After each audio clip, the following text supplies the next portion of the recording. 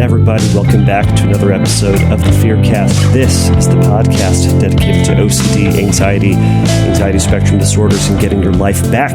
I'm your host, Kevin Foss, and I'm a licensed clinician specializing in OCD and anxiety treatment. If you would like to send in your question for a future episode, as this is a question and answer based podcast, you can go over to fearcastpodcast.com and click on the submit a question link there. Send me a message, send me your question over there, and I will read it and consider it and likely put it up. Again, you can also send me an audio. You can go over to Instagram.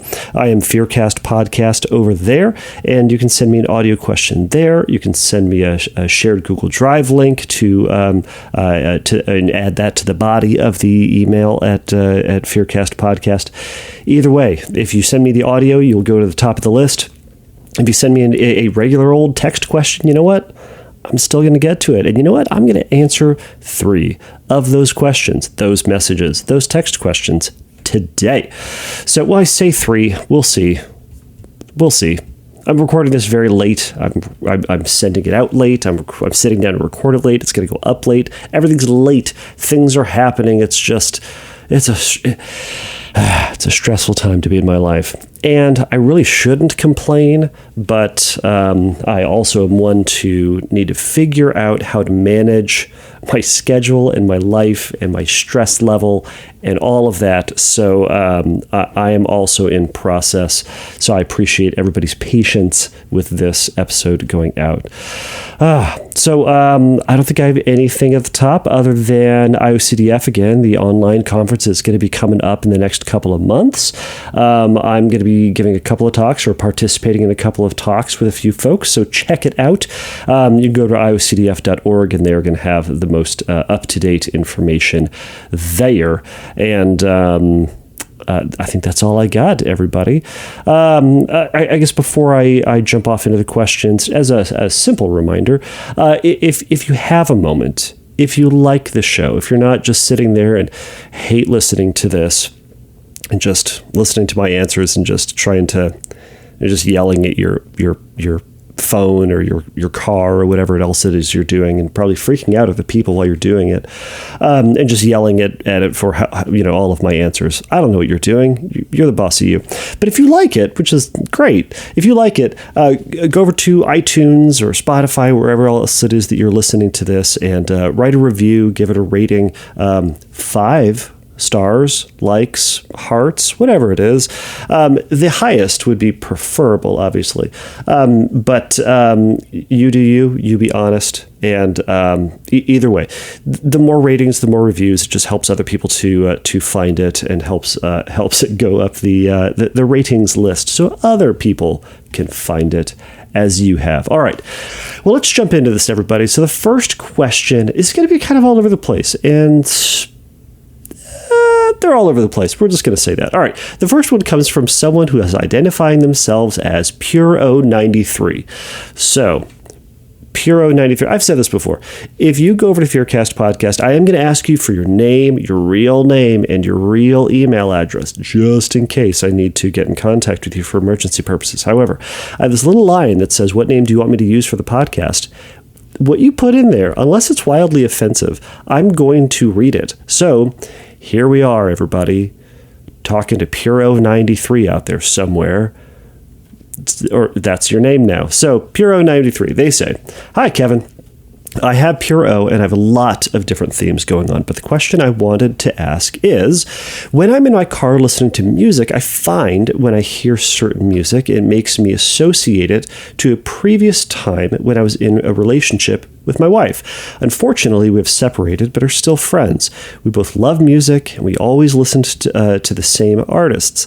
I find that I can't listen to certain artists because I find I start heavily ruminating about our past or a future that hasn't happened yet.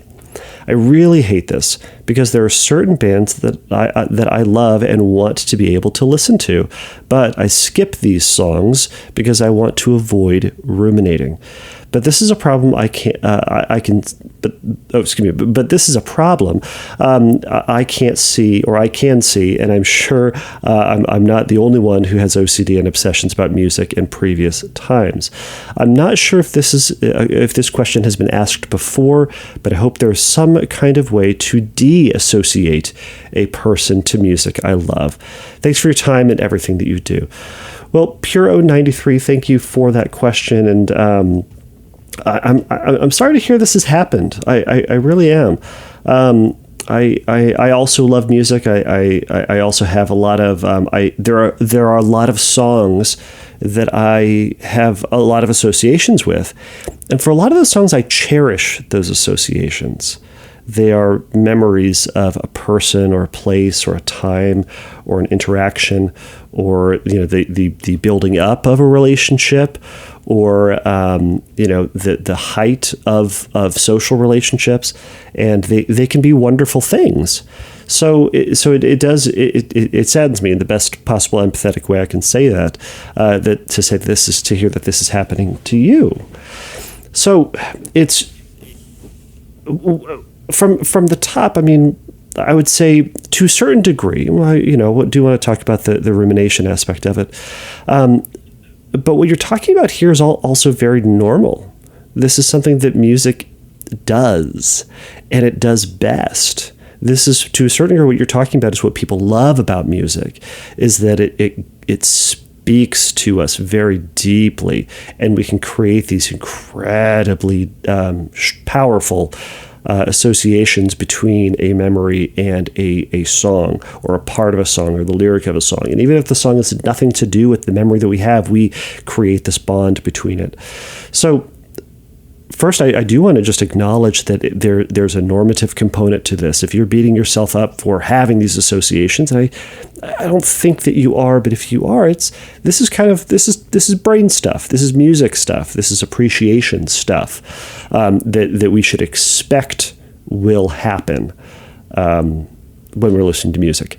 So you also say that you're ruminating. Well, that's one aspect that you can certainly control, meaning you can control your active part of the ruminating or the rumination.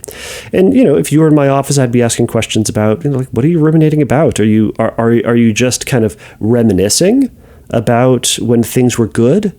Are you thinking back to some of those memories that you had that led to the ultimate dissolution of your relationship, and going, man, I wish I'd said this, or I wish I didn't say that, or I wish things had gone just differently because we'd be together, or that, I wish I had said that thing that dissolved our relationship sooner. I don't know. But are you going back and kind of playing with some of these memories to try to change them and to turn them into something else, to kind of get to the answer, get to a conclusion that feels right, or that feels like you would have made a difference, or that things would have been better, or at the very least feels better and more resolved in a sense.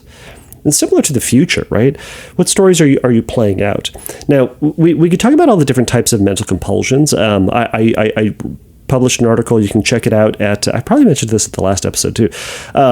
It's over at Psychology Today. I have a blog over at Psychology Today called Stronger Than Fear. It's the dumbest name possible, but they asked me to name it. I gave them like 5 names. The one I wanted to call it was Feelings Are Stupid, because you all know how I feel about feelings. Feelings are stupid. We feel them too much. Anyways, but they thought that was a little too aggressive. I think they're right. They're right. They are. So we agreed on Stronger Than Fear.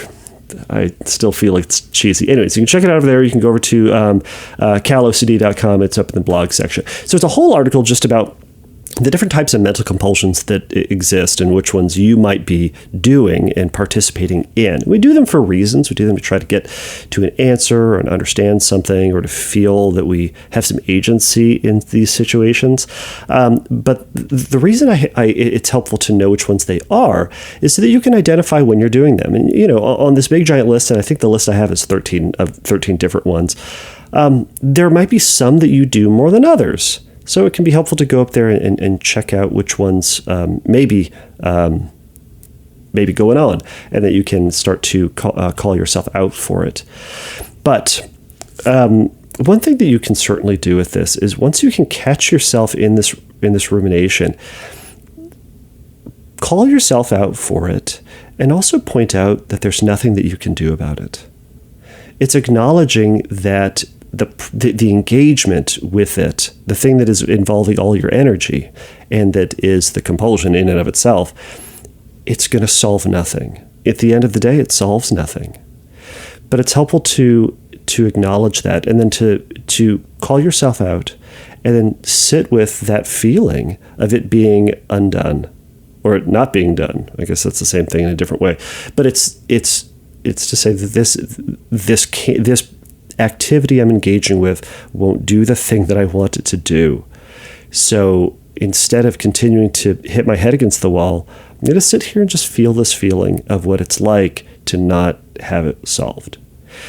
And it might feel weird. Sometimes to aid in this, if it comes with this mental association, or maybe this visual story, if you're a visual type of person, I know I am, press pause on that image and just sit with the image. We don't need to then go into fixing it or solving it. And in fact, if you do, that's part of the problem, right?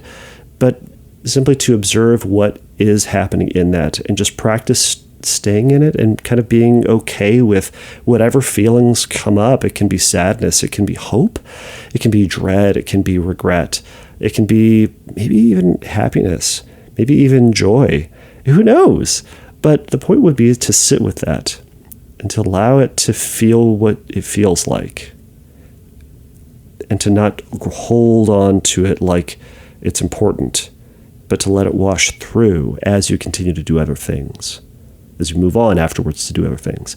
Similarly, you said, how do I deassociate a person? Well, one, you might not be able to deassociate it, but you can start to reassociate it. You say you skip songs. You say you avoid certain artists or certain bands. Stop that. I probably could have said that nicer. Engage with those things. Actually listen to them. Don't skip them. The ones you're skipping, those are exactly the ones to be listened to. And I want you to listen to those a lot. Listen to those all the time. Create a playlist. Do people still do that? Create a playlist of, at least I didn't say mixtape. I'm progressing. Anyways, create a playlist of all these songs that you're avoiding, and that's what you now listen to. But I want you to not only listen to it when you're trying to torture yourself while driving your car, but I also want you to listen to it while you're at the gym and go for a hike and then go to the beach and then do dishes and do whatever else that it is that you're doing while listening to it. Go to Disneyland and listen to it if you can. Go do fun things and listen to it. Have I made my point? The point is the more you hear it, one, you're going to be, in a sense, kind of habituating to the presence of that story, right? Hopefully you're going to create a space that you can listen to it, and sometimes that memory of your ex is going to pop up. What you also might be able to do is to start associating that song with other people, other places, other activities that were not just her. And that can be great. So that can be or at least a helpful thing to realize that this song can be heard and thought of in these different contexts. And one of those contexts will be the past or the future with her. But it can also be the bike riding song. It can be the song that you listen to at the gym, whatever it is. So hopefully that's helpful, Pure O93. And if you practice this, shoot me an email. Go to fearcastpodcast.com and let me know how it went, how it has been working. We are all interested. So I'm going to move on to the next question. The next question comes from Leah. Leah says, hi there. I first off want to say thank you, or what is it? First off, this is what's happening. First off, I want to thank you for everything. You've helped me out so much with my HO-OCD, SO-OCD. Please never stop what you do. You're a saint. Generous. It's generous at best. Delusional at worst. Anyways, my question is about sexual orientation OCD. I am 16 years old, and I've been struggling with this for about a month now. I know this is not long compared to others' experience, but I figure I may try to get help as quickly as possible before it gets any worse. Smart move, by the way. I've told my parents about it, and at first it felt better, but I feel like it's getting worse again. I think I'm starting to feel a little bit depressed because of this. I really want this to go away, so I'm wondering if there's anything I can do, and they say, aside from getting a therapist. Are there any tips or tricks that I can do? I'm scared to try self-guided ERP, as I fear it may be too risky.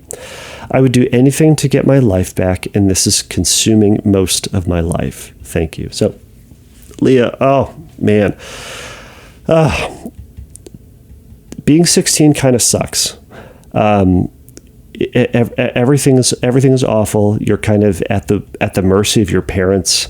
As I've said, feelings are stupid, and at 16 we have all of them. And to add on to it, feeling stuck with this is rough, and I'm sorry to hear that. And I'll say this. Exactly to your point, I'm glad that you have found this podcast, and I hope that you have found other podcasts and other resources out there. There are a ton of them out there, and a simple Google search is going to give you a ton of different things that you can do, or different resources with ideas on ways that you can approach sexual orientation OCD, and this has got to be the best. All right, I'm going to say this in the best possible way. This has got to be the best time to have OCD, in the sense that and someone out there is saying there's never a good time to have OCD. Yes, I understand that. However, there has never been a time when there is more information readily accessible and free to everybody with an internet shot, which is everybody. Asterisk, most people. You found it. Anyways, so Leah, I hear you on that. So tips and tricks. Tips and tricks other than ERP. I mean, I'll say this. ERP is kind of the name of the game. So one thing that I would have you do, and I would encourage you to do, is to watch videos of other people talking about their treatment. And you'll hear what they did to help, and you'll hear what they did to get them kind of onto the other side. At the end of the day, one of the biggest things that someone will have to do is to create this tremendous shift. And this is the shift that every therapist in every office and every teletherapy session is trying to do. And it is to shift willingness to experience a thought and a willingness to be open to the worst thing happening. It doesn't say wanting it to happen. It doesn't say trying to make that thing happen, whatever the thing is that you're afraid of, but it's to say I'm open to it happening, and I'm going to live my life despite it. At the end of the day, I think that is what recovery from OCD looks like. Now, I've talked about this on past episodes. Open to the worst fear happening means pulling back on any safety mechanisms or avoidances that you're doing. So compulsions, things that you're doing to prevent X, Y, or Z from happening, right? And moving forward with your life anyways. Now imagine, moving forward with your life anyways does not involve that thing that you're afraid of, really. It involves other stuff, maybe other relationships, other interactions, movies, TV, books you want to read, magazines you want to read, whatever it is. It's stuff that you want to do, but you're saying, oh no, there's this sexual orientation thing that's so detrimental to my life. It's such an obstacle and impediment to my life. Okay. I know that you're afraid to start a self-guided ERP. A book that might be really helpful for you, and I bet you can get this at almost any library, is the Mindfulness Workbook for OCD. It's by Hirschfield and Corboy. That's going to be a great and easy book to start working your way through. It's very compassionate, very understandable. I'm not getting a kickback for that.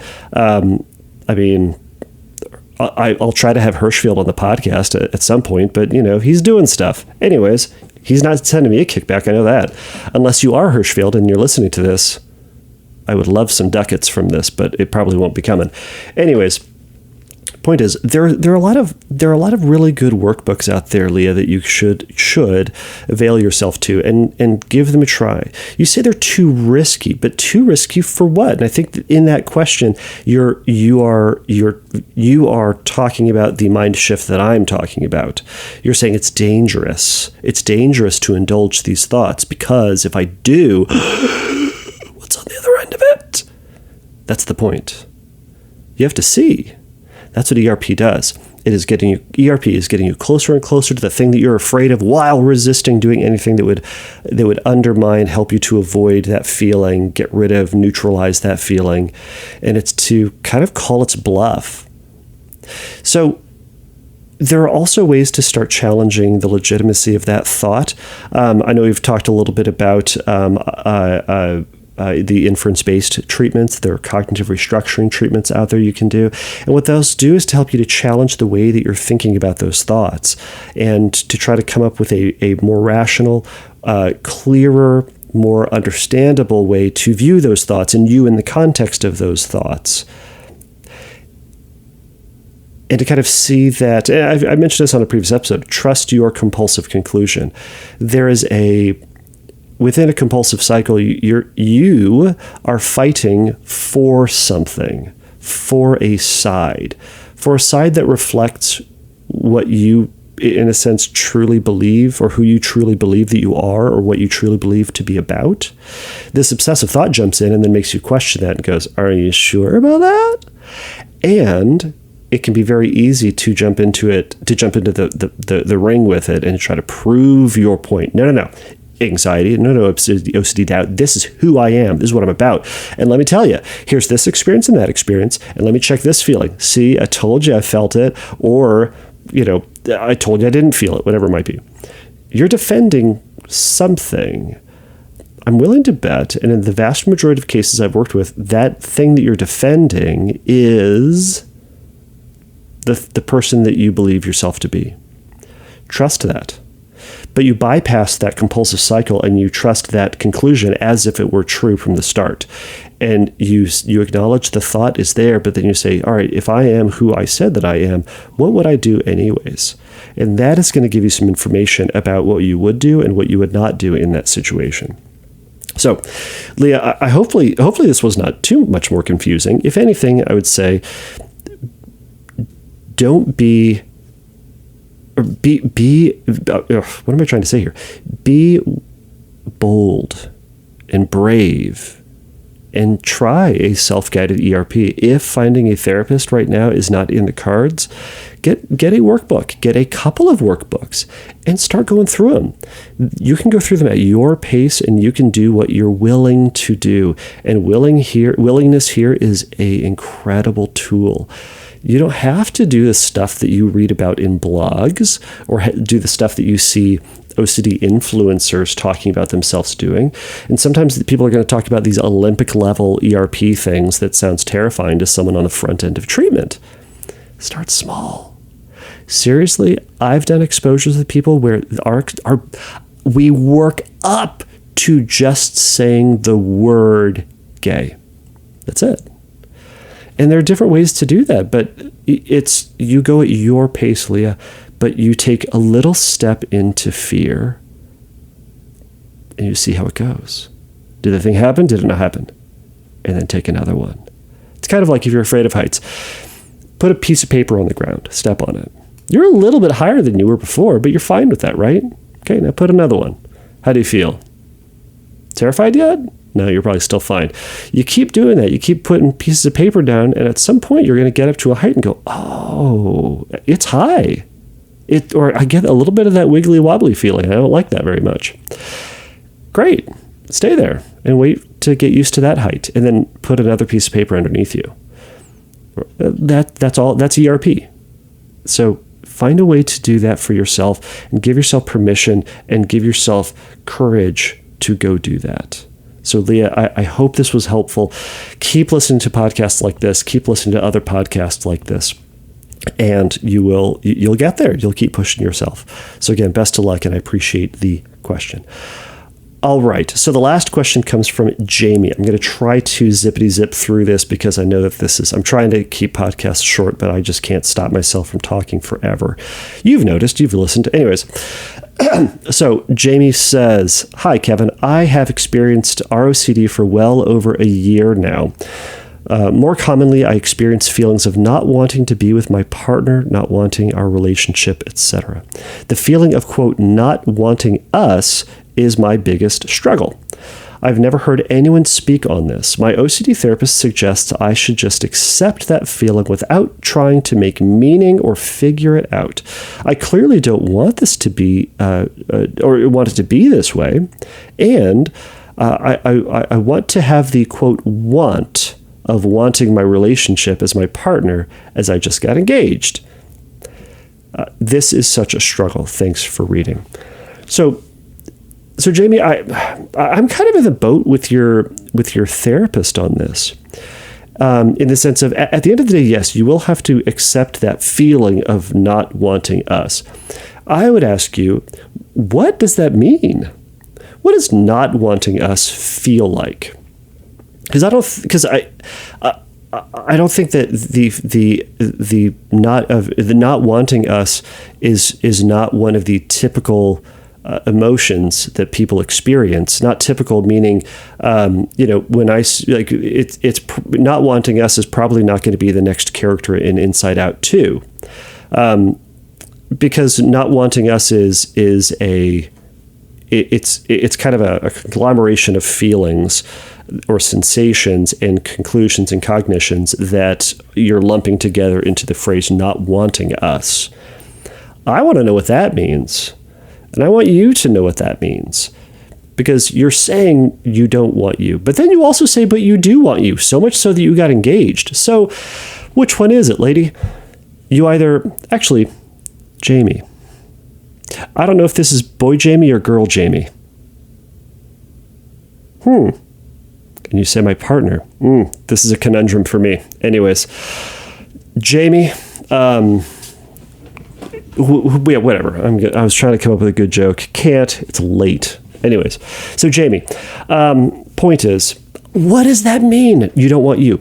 I mean, you do want you. You don't want that feeling. So you want the wanting of the relationship back. What does wanting the relationship feel like? Now, do you want the relationship when you're angry at your partner? Because I'm willing to bet, at that time you're like, oh, I just don't want to be around you, or you don't feel the wanting then, but you'd probably still say that you do want it then, even though you don't feel the wanting then. So when you say you have the not wanting us feeling, in that moment you say, I don't want this not wanting us feeling. So what does the not wanting us feel like in that moment that you're saying this one trumps any wanting that I could have been experiencing, but I don't have it right now? That's bad because I have the not wanting us feeling. And that negates my wanting. But I better go get that ring and engage with them because I want them, but I don't want this right now. I think that's the confusing part, right? So, what does it feel like? I want you to break it down. I want you to break it down into its subsequent parts. I want you to break it down so that as if you were to email me again and you'd say, it feels like this, and I wouldn't have any question with what you are experiencing. Do you feel tightness in your chest? Do you feel that rumbly-tumbly feeling in your tumbly? Rumbly in my tongue. You know what Winnie the Pooh says. Anyways, that feeling, do you feel tightness? Or is it a narrative? When you say the feeling of not wanting us, is it a thought you don't want us? I hear this all the time. People say, I feel X, but what they really mean is I think Y. So that's another part of this, is to break this down. So what is it that you're saying is so intolerable that you have to spend, I'm willing to bet, a bunch of time trying to eliminate that feeling or convince yourself that you do want to be with your partner? What is so bad about it? Break it down. And then welcome it. Welcome it as part of you, part of your experience. You say you want to be in your relationship, so much so that you got engaged. Okay. So we're going to pull back on the struggle. ACT talks about this struggle switch. It's this little switch at the back of your brain. You turn it off. Now, it's easier said than done, obviously, but it's this idea of like, what are you doing when you struggle with something? How are you fighting with it? Do you fight it? Do you yell at it? Do you try to avoid it? Do you try to suppress the feeling? Do you try to tell yourself, I'm not supposed to think about that, so you try to suppress that, I'm going to think about something else, right? To try to run away from it? What do? Do you tighten your body? Do you look at someplace else? Do you pull up pictures of your fiancé and try to think about how wonderful they are? I don't know, but I want you to think about that. What is it that you do when you fight? And then I want you to turn off the struggle. You're not going to struggle with it. You're going to let that wave wash over you. If you've ever been in the ocean, if you start wading into the ocean, the waves, as they come at you, they're going to push you. Sometimes a fun game that we used to play when we were kids is we'd go out to the ocean, we'd stand there, and we'd try to like hold our ground against a wave and to see, like how big of a wave that we could, I don't know, like withstand. The wave is going to push you back a little bit because it's the ocean and it's strong. But it takes a lot of effort and planning. You've got to like dig your feet into the sand and kind of like brace your shoulder against it. And when it comes, you kind of push into it too, and it kind of smacks your face a little bit. It's a lot of work to withstand this wave. But it's a lot easier is just float. That wave will come and it will push you. And it will push you back into this is also a fun game we used to play. Then you just float and you let the wave push you in onto the shore. And then as it retreats back into the ocean, it will pull you along with it. And then another wave will hit you and push you back up. And that's what we want to be with our feelings and those thoughts. It comes in and we're not going to fight against it. It pushes us and we go, all right, it's going to push us. That's weird. And we just kind of gently get pushed, and then we gently go back and we gently get pushed again, but we just let those feelings come and go without fighting with them, because that takes all the effort. I want you to do less, Jamie. We're doing less with these feelings. So I know there are a lot of other exposures you can do, a lot of other exercises you can do, but that's the mindset I would like you to have, and you can talk about that with your therapist. In fact, I would encourage you, if anybody is out there and I say something to do or I give you suggestions and you go, my therapist would not have me do that, then talk to your therapist about that and say, hey, this dude, this Muppet apparently, has some things to say. What do you say? And they might say, great. They might say, awful. If you trust your therapist, trust them. So anyways, Jamie, I hope this has been helpful. I really appreciate this question. I'm so sorry you're struggling with this ROCD. It's certainly not fun, but it is overcomeable, and you got this. So, all right, everybody. I think I'll just slide that music in right here at the very end. I do appreciate everybody listening. I love knowing that I can be a part of your recovery story, and knowing that if I can help you just to take one step further towards your goals, great. That's the whole point of all of this. And I'm going to do this until I stop getting questions, and at which point I'll figure out something else to do with my time. But until then, I'm going to answer your questions and do the best I can to help you get one step closer. And I appreciate everybody being along for the ride and trusting me with that. All right, enough of that. So I will let everybody, as I tell all my clients, I'll release you all back to the wild. Everybody, please remember that Fearcast is not a substitute for psychotherapy. If you have questions, you can go over to fearcastpodcast.com and you can go to the Find Help link, and there's going to be some links up there for you to help you. If you have a question, go to the Submit a Question link there. Again, we've talked about audio versus just text. You can find me over at Instagram. I'm Fearcast Podcast over yonder. So until next time, everybody, take a risk, challenge yourself, and don't take your brain too seriously. Bye.